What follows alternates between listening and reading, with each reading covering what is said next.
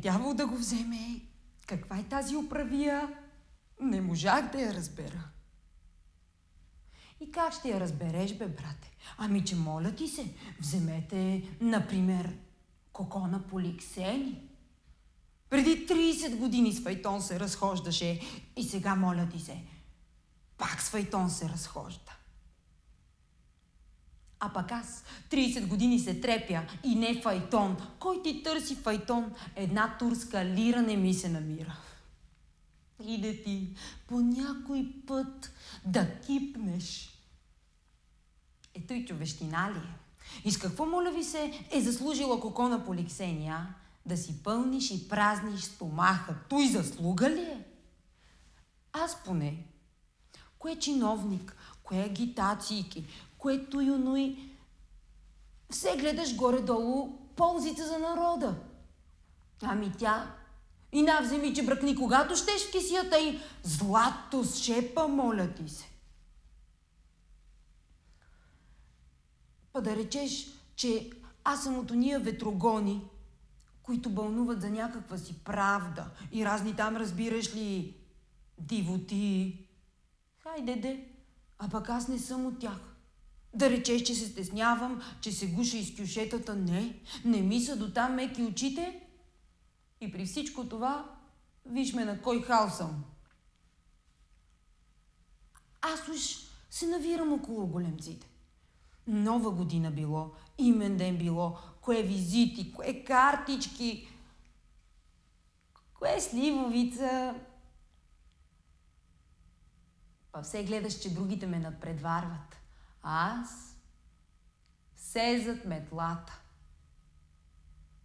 Чудна работа. Гледаш дрехите ми дрехи, ръкавици чисти, шапка то се знае, връзка кое, чепици и прочие, всичко на мястото си и все не мога да си пробия път. Като вляза при господина министъра, и аз уж се старая да се докарам, а той ме гледа през мустак и се усмихва, като че ли дете с урвакница стои отпреде му. Добър челяк инак, ама не знае да си цени хората. А от мене по-предан човек надали може да се намери. Вярвай Бога, никой път не съм бил опозиция. И на господина Стамболова съм подавал пълтото и сега пак го подавам на нашия министър. Па да не мислиш, че аз кой знае какви чудеса гоня. Да не мислиш, че искам да ставам я началник, я подначалник. Съвсем не.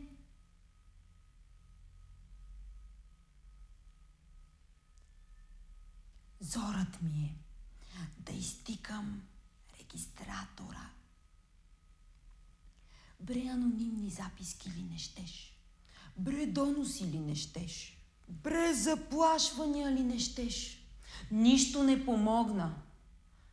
Еле по едно време, като чух, че тръгнал да си вади очите в Македония, олекна ми.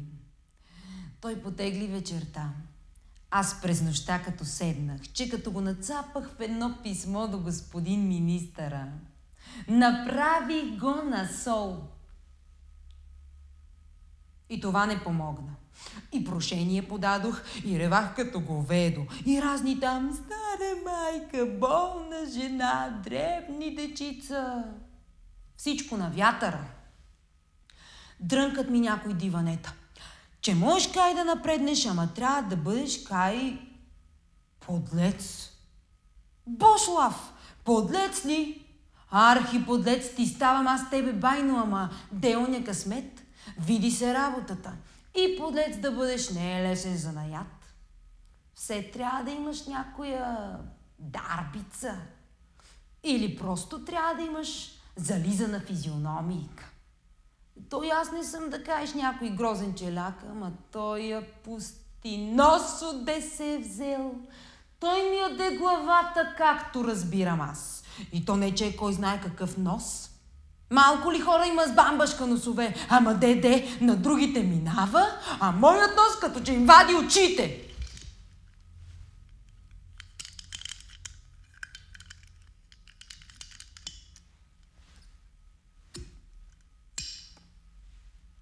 па и на регистратора носят чунки месока. И вижте сега справедливост. На неговата маса има електрически звънец. На моята маса няма. Защо, моля ти се? Той човещина ли е? Защо ме мъчат тъй? Какво бива, Санким? И на моята маса един звънец да кордисат. Голяма работа ли е? Някой път, знаеш, до полуда ми дохожда, като видя регистратора, че хем си пуши папироската, хем натиска звънеца. Сякаш, че по сърцето ме натиска. И да ми знаеш, да взема едни ножици и да изфъкам всичките жици, всичките до една. Страшно ме е яд. Пък като се залостя в един тунел, па дай една бира, дай още една, че като се насвяткам, че като почна да ги режа за бяс, той регистратор, той архивар, той подначалник, в дън земя. Добре, че не им обаждат. А сла калпав народ сме ни интелигенцията. Ашко сун на кокона поликсени.